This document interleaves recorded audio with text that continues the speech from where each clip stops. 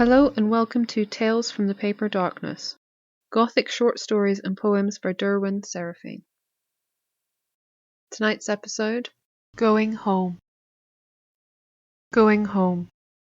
I want to feel the catch in my chest of harsh cold air, but my breath comes harder than it should. I want to smell the deep salty tang as I am buffeted about by the wind, but will the sea still taste as good? I want to feel the rocky hills under my feet once more, but my legs don't work the way they could. I want to wander through the streets of my past, but will it live up to my childhood? I want to move back home again and stand tall where I once stood, but if I move back home again, will you walk with me through the wood? The Caves. It was a bit of a tourist trap now, thanks to the stories and the exhibition at the dungeons in Edinburgh, but that didn't change the atmosphere for me. It was a long way down to the beach, even with the wooden steps that the council had constructed all the way down from the road. The same road they say he and his family laid their traps. I always started out counting steps as I walked, but gave up long before I reached the bottom. It was as much a tradition as visiting this place whenever I was home. The tourists were long gone when I arrived last night. It was dark, and as I descended the winding stairs down the cliff, the only light came from the torch in my hand. I could hear the waves lapping at the shore, constant and soothing like a lullaby. The wood under my feet creaked a little as I moved, but it wasn't enough to break the spell. Finally, I felt my foot touch the sand, and I turned towards the cave I knew so well. The mouth was larger than you would expect, but it welcomed me like a long-lost friend.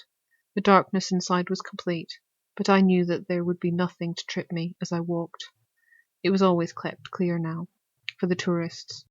Not a trace of him had been left. Some said that he wasn't real, that he had never existed, that there had never been anything to find. But I know different. After all, I am family. The Brass Fork. The rain battered itself against the window in an explosion of sound, but for her it barely registered above the cracks and pops of the fire in front of her.